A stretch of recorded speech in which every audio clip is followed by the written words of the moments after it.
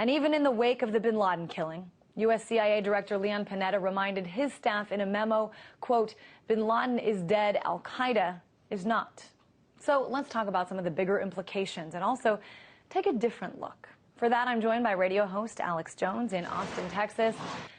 Alex, I want to get your take on some of the different aspects of this. First of all, I got to ask, was this simply retaliation for war crimes of the past, or, do you think Osama bin Laden was still a threat to the United States? Well, yes, as an admitted CIA officer who commanded large brigades of mujahideen during the 1980s, during the Russian-Afghan war, he was a danger because the CIA basically is a private mercenary spy grid and enforcement grid of the private central banks. You showed earlier 4 of the number 1 main people the U.S. is after. All 4 of them were trained by the U.S. military, protected. Adam Gaddafi's granddad ran the ADL. He's known as, Adam the American. You had Anwar al-Awlaki, even the Pentagon admits, secretly hanging out with the Secretary of the Army while he's on the news as number 2 under bin Laden, running the underwear bombing, running the Fort Hood shooter. He's a double agent who runs the mentally ill patsies. I've interviewed the people that were on the plane with the underwear bomber from Amsterdam to Detroit. And they saw the U.S. government helping get the underwear bomber who looked drugged out of his mind on the plane. And I reported that a month and a half before the State Department came out and said, yes, we were ordered by an unnamed U.S. intelligence agency to get the underwear bomber on the plane. And that was in the Detroit Free Press. So the issue here is Osama bin Laden, according to 2 White House sources, and I'm on record with this, and another State Department source, we have one of the names is public, in 2002, saying he died, he's frozen, literally frozen, and that he would be rolled out in the future at some date. Then Madeleine Albright in 2003 said, and so did Walter Cronkite and Mrs. Kerry, Heinz Kerry, said, yes, we've been told by intelligence they've got him. Bush may roll him out, but because they exposed that in the election, they didn't do it.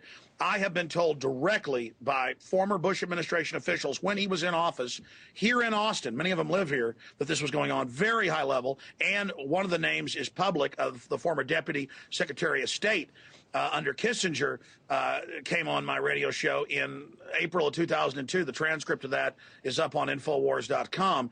And they had a photo that was fake, that they showed us of him being dead, then said, oh, it was fake, sorry. They threw him in the ocean so nobody could see it. They may have thrown a ham sandwich in the Arabian Sea. Give me a break. Alex, let's talk about this. You're asserting that not only Osama bin Laden, but the other 4, most wanted terrorists by the U.S. have at some point in the recent history been sort of in bed with or a little too close for comfort 100%. With the CIA, with the U.S. government. A couple questions, though, about that. What interest, if Osama bin Laden, it was, in fact, killed long before yesterday. I don't understand why you think President Bush wouldn't want that to be revealed. And also, why they would have decided eventually now to kill Osama bin Laden if he was indeed sort of working with the U.S. Well, they had to introduce us first to Anwar al-Awlaki, publicly trained by the U.S. military. They had to introduce us to Gaddafi and teach us to be scared of them, to give our rights up. Osama bin Laden was needed to be the boogeyman, and that's why we were in Afghanistan and Pakistan, we were told, was to get him. Only recently, forget about Osama bin Laden, and then they pull a rabbit out of a hat and say, we got rid of him.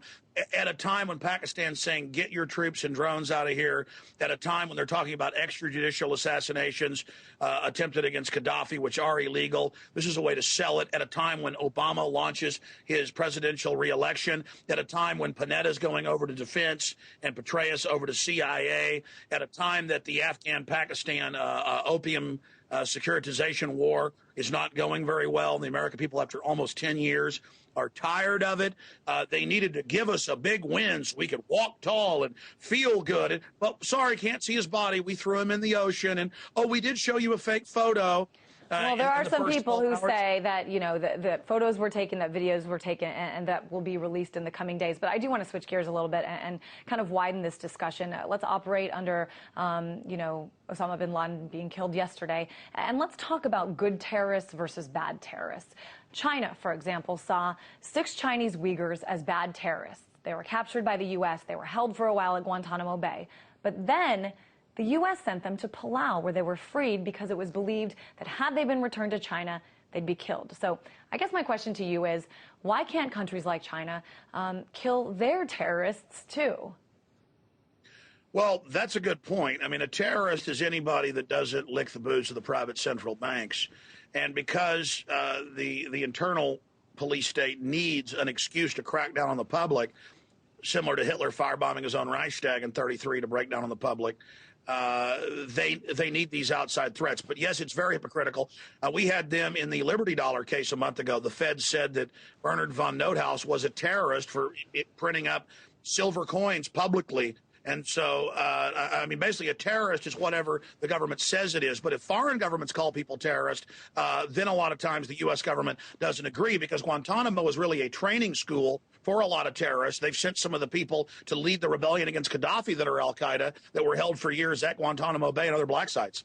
You know, I want to, of course, lots of leaders around the world reacting to this. We heard earlier Afghan President Hamid Karzai saying, you know, okay, now let's take the focus off Afghanistan. We also heard this morning from Secretary of State Hillary Clinton sort of following up on this. And she said, let's remember, you know, that just because Osama bin Laden is dead, there's still a lot more to come. I want to play a little bit of what she had to say, and then I'll get your response. Continued cooperation will be just as important in the days ahead, because even as we mark this milestone, we should not forget that the battle to stop al-Qaeda and its syndicate of terror will not end with the death of bin Laden. Indeed, we must take this opportunity to renew our resolve and redouble our efforts. What do you think, Alex? Renew our resolve and redouble our efforts. What does this all mean? I'm glad you brought this up. It's one of the only points that I don't have time to make. This is a lady who was basically co-president under Bill Clinton, that when the Monica Lewinsky thing came out that he was lying, he cruise missiled an aspirin factory in Africa just as a diversion, saying it was terrorists. So they use terrorism as a diversion, as a distraction. And yes, they're now hyping 160 nuclear bombs buried by al-Qaeda under federal buildings. I mean, that's like saying leprechauns have been, burying bombs. It's totally made up to scare everybody. And we'd all better let the TSA stick their hands down our pants, let the Federal Reserve devalue the dollar, or you're going to let al-Qaeda get us. And so it's basically like a Swiss Army knife of excuses to sell all this. So they're grandstanding and fear-mongering. Oh, no, al-Qaeda's going to hit us back now because we killed the CIA asset. You know, I interviewed the former head of Pakistani intelligence today, Hamid Gul. He thinks it's all fake. Most of the people in Pakistan think it's fake. They'll trot out a few people that believe all of this, but this is just complete theater. But we can't see the body. They threw it in the ocean. I was going to say, Alex, I mean, you alluded to this a little bit about the secrecy aspect of this. I mean, there is a chance that photos and a video will be released. But right now, there's simply a narrative. There's a story and very little evidence. What do you think about that? Well, I mean, I have the Washington Post, May 25th, 2010, where they admitted the CIA created fake bin Laden videos. I mean, they lied about WMDs, Yellow Cake. The globalists that run our country attacked Russian-held areas of South Ossetia and Abkhazia and said Russia did it for 2 days, and then it turned out it was a hoax. I mean, these people are off the charts with the big lie, and folks better wake up to this and realize this. I don't believe a word they say. They create fake videos. They've morphed fake videos. But if they show you a video, Alex, you still won't believe it? Well, I mean, I could show you a video of Star Wars, Jabba the Hutt, a big fat worm creature, but it's not real. The CIA admits they've created fake videos. Listen, they can shoot video of you in high def for 20 seconds and then show you murdering your child with a pickaxe if they want. And meanwhile, you're 6 feet under. This is the 21st century Orwellian system. Just like the old days, they could write up a fake confession in an old Soviet or Nazi gulag and then put you to death for it. Of course, they can create fake videos. They admit they've done it again. Washington Post.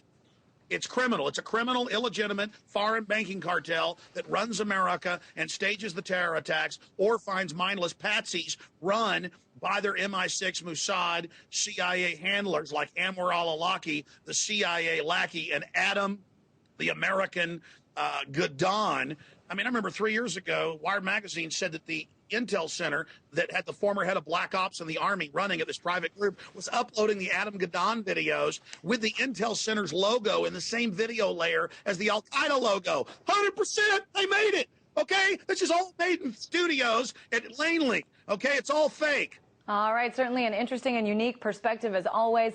Alex Jones, host of the Alex Jones Radio Show. Thank you.